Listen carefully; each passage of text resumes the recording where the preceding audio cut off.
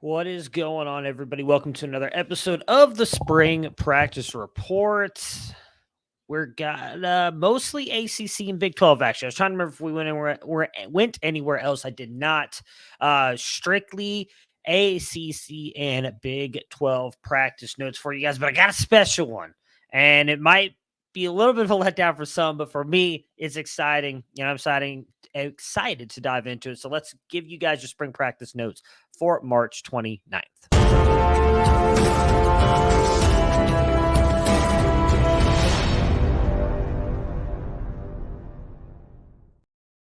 All right, so we are going to jump into it, as I mentioned, strictly ACC and Big 12. I'm going to try and hit all of the major conferences and some G5 teams by Fridays. I will be going out of town, but we do have some other spring scrimmages set up for this weekend. So again, a ton of information coming over the next couple weeks before we start hitting these spring games. But we're going to start at Clemson, where there's some interesting things coming out of this camp now all of a sudden. So for starters, it looks like a lot of these players are really doing a good job of picking up this Garrett Riley offense and kind of the way that it ebbs and flows and changes within the play. They are doing specifically a job of teaching the wide receivers to keep their eyes on Cade Klubnik, who we obviously know can create out of structure, specifically when the play breaks down and he takes off. And they're trying to teach the wide receivers to kind of make sure to keep some kind of eye on Cade Klubnik in case he breaks out of the pocket. You break with him to create a throwing window.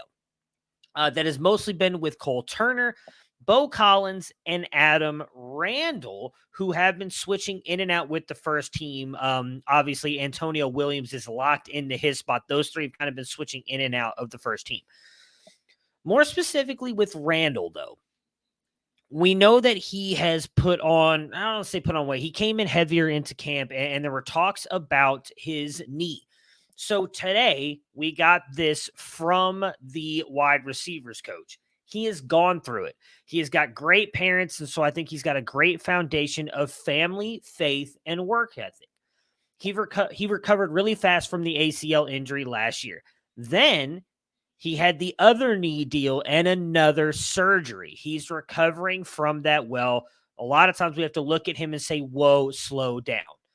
The key thing to take out of that is another knee surgery. As far as I know, we did not know that he had another surgery on his knee. And he also mentions another knee deal. I don't know if that's 3 different injuries, if the surgery was to take care of the other quote unquote knee deal. This is not sounding good for a guy that we had a lot of hype for last year. We thought was going to be really good. Hopefully he's able to bounce back from that. But if I'm being honest, that scares me a little bit, dealing with multiple knee injuries already this early on in his young career. And to come back from an ACL within like 4 months of tearing it, there's just a lot going on here for Adam Randall. Moving over to Florida State, they had their first spring scrimmage this past weekend. Apparently, Brock Glenn impressed some in there. They said that he was making tough throws, and you can see the maturity that he has. But you could also at times tell that he was a freshman, specifically on an interception. And it also has been said that he doesn't seem to have the same, this is their words, oomph on the passes that AJ Duffy and Jordan Travis has. So interesting look at that. AJ Duffy apparently has been playing very well as the QB2 in this offense. He's connected with Vandrevius Jacobs, who is also standing out. In fact, they had a nice little tandem together today with AJ Duffy hitting him with a couple big plays in practice, including Vandrevius Jacobs having a diving catch in the scrimmage on Saturday. It really seems like Vandrevius Jacobs and Johnny Wilson have been the standout wide receivers so far for Florida State's offense and the wide receiver corps. So Hakeem Williams, a guy we knew extremely athletic, has a chance to be really special. We thought might be a little bit raw coming in. And it seems like freshman Vandrevius Jacobs has really kind of stood out in camp and kind of surpassed him, at least as of now. Moving on over to Louisville, and this is going to be a little bit intriguing, at least for me. I have not had a chance to see a lot of Louisville. They've not published a lot of stuff. I've only been able to find stuff on 2 practices. They did have their third practice on March 29th. There was no notes on that I could find. Apparently, Jamari Thrash has been like the only wide receiver doing well. at Louisville right now in spring camp reports. He's had multiple touchdowns. Apparently had a really long touchdown today in practice, a couple really nice sideline catches. Jayden Thompson and Chris Bell are out due to injuries. Chris Bell, I know a player on this team a lot of people are excited about. He has yet to practice. He has not done anything. He is out due to injury, but the reports have been that Jimmy Callaway and Kevin Coleman have stepped up and taking those extra reps and apparently are taking advantage of that, specifically Callaway, who's had multiple tiptoeing catches on the sideline. So just want to throw that out there. Looks like Jamari, Thrash, Jayden Thompson, and Chris Bell are the ones as of now, but Thompson and Bell both out due to injury, and Kevin Coleman and Jimmy Callaway are really taking advantage of that, according to the reports. And all reports are that Plummer's the guy. He's locked this up. It's not even close with anybody else. So don't, if you're a Pierce Clarkson fan, it's not going to happen. Plummer's going to be the guy. Moving on over to Miami, Van Dyke seems to be thriving in the Shannon-Dawson offense. It looks like Dawson is allowing him to have some control at the line of scrimmage as well to kind of check out of plays and make different calls. Van Dyke seems to like that as well. Did have an interception in the spring scrimmage, but outside of that, all the reports were glowing about Tyler Van Dyke. It seems like Colby Young has also been impressing a lot here from Miami. But Brashard Smith had got a lot of love from Mario Cristobal in his press conference after the spring game, along with running back Henry Parrish, who was praised for his spring scrimmage game. He apparently had quite a few long runs, looked really good. Don Chaney been running with the twos. So very intriguing to see, Colby Young and Brashard Smith getting a lot of love, as is Tyler Van Dyke. Seems to be a fairly close battle still for the QB2 spot between Ja'Cory Brown and Emory Williams. Moving on over to North Carolina, George Pettaway has been lining up as the third running back behind Elijah Green and Amarion Hampton. However, George Pettaway, according to the reports, had the best day on Saturday in the spring game. He broke off multiple runs of 30 and 40 yards and had a nice touchdown, which apparently had Mac Brown jumping up and down, yelling, "Great run, George." British Brooks and Caleb Hood have both been limited so far the entire spring. They have worn non-contact jerseys and have only been in non-contact drills the entire spring. So I don't know that this means that those guys are going to be the top of the running back board, with Caleb Hood and British Brooks being out. Maybe when they come back, they compete for some of that, but they haven't been able to do anything. I mean, Brooks is 7 months removed from his knee injury. He was not wearing a brace, according to all the reports on Saturday, but still not taking any actual contact reps. The depth chart as of now looks like, at least through all these practices, Drake May the 1, Connor Harrell the 2, though Tad Hudson does seem to be still getting some love. It looks like Connor Harrell has kind of locked himself into the 2. At the running back position has been Elijah Green locked in with the 1s, and then Pettaway and Hampton have been switching in with the 2s. The outside wide receivers have been Devontae Walker and Gavin Blackwell, with Kobe Paysor in at tight end, and John Copenhagen as the number 1 tight end, with the 2s. Andre Green Jr. and Christian Hamilton have been on the outside, with Nate McCullum switching with Doc Chapman in the slot, with Kamari Morales as the tight end 2.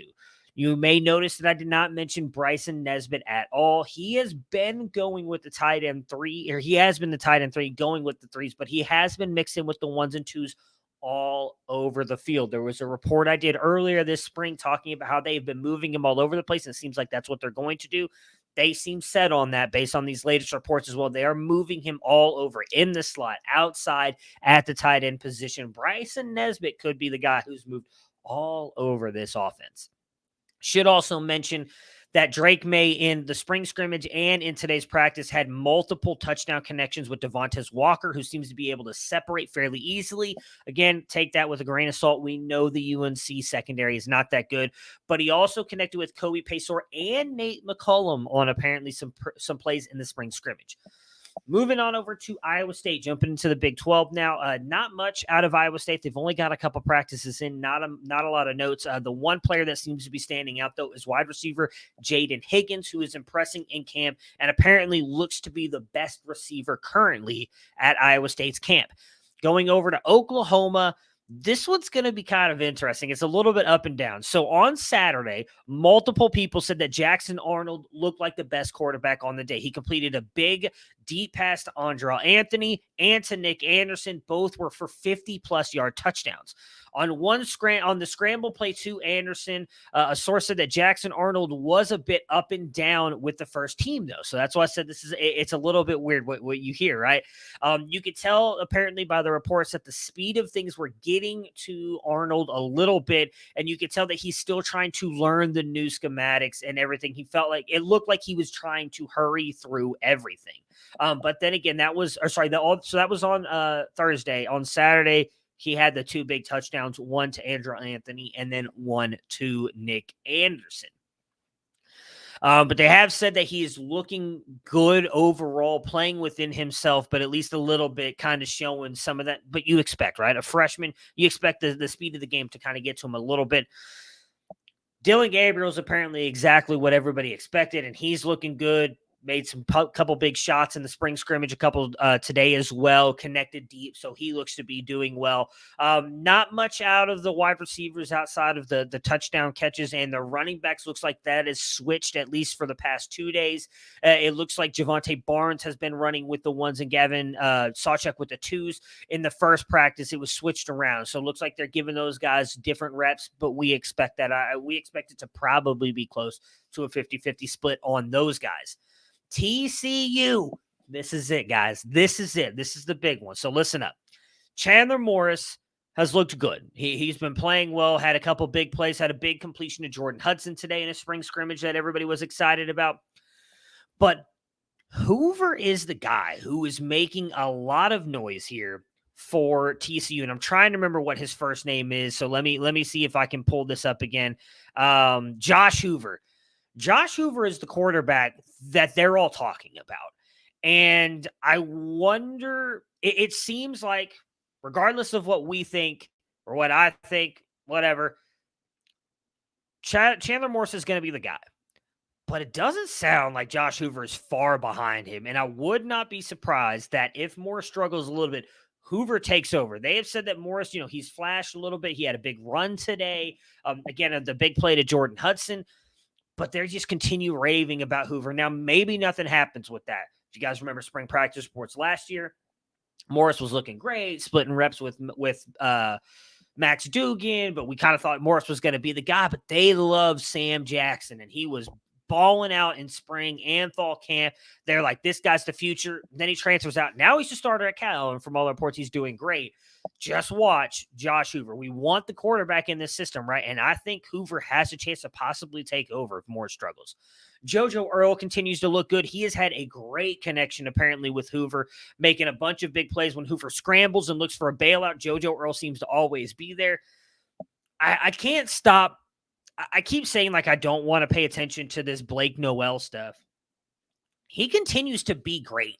And so I think you have to at least note that. I don't know that you need to pick him up. I don't know that you need to draft him. But yet again today, he had a great connection with Chandler Morris and Josh Hoover. Just seems to be making plays. Now, they're both playing in the slot in Earl and Noel, and I imagine Earl becomes the starter. But definitely a guy to watch out for. But then the big one. DJ Allen. That's right, folks. DJ Allen. My wide receiver, like 3 last year, who barely saw the field. I think he had like maybe 2 snaps altogether. Haven't seen anything from him all spring. Finally does something. Reports are when they were in their 7-on-7 scrimmage that he caught a couple big slant passes, and you could see his speed and elusiveness on the field. Reminded people of why they were so high on him last year. But outside of that, there was no touchdown or anything like that, and that's literally the only report. I went back through 4 other practice reports, and that's the only mention. Probably still buried on this depth chart, but it was at least nice to see the name, right? It's at least nice to see the name and at least know that DJ Allen has done something. Texas, which is the last one for today, is I could not get anything on Texas Tech, which is honestly a little bit frustrating. Quinn Ewers continues to look like the guy they thought that he could be. He's looked very impressive, apparently, all the reports in camps, and he's hitting Big Play Zay. That's Xavier Worthy. I don't know about the nickname. That's what they're calling him. It seems like the two have really improved their chemistry over here. Xavier Worthy, they continue to talk about how his hands haven't necessarily been great, but those two seem to be having some real chemistry, and the connection has been there over the past couple practices, hitting on some big deep plays, including on the one that really kind of wowed everybody. Quinn Ewers had to improvise as the defense got into the backfield, and he ran out of the pocket. Xavier Worthy adjusted his route, broke off, got into Quinn Ewers' eyesight, and Quinn Ewers hit him for a big play. So Big Play Zay, as they're calling him down at in the 40 acres here. Big Play Zay looks like he is having himself, at least right now, a good connection with one Quinn Ewers. That'll do it for us today. As I mentioned, I will be out of town this weekend, but I don't want to leave you guys with no practice report. So I'm going to try and do a video again over the next 2 nights to kind of keep you guys updated on everything. We'll go through every conference and the G5. So make sure to hit that like button, subscribe to the channel, and turn that bell icon on so you don't miss any of these videos. We'll see you guys again soon.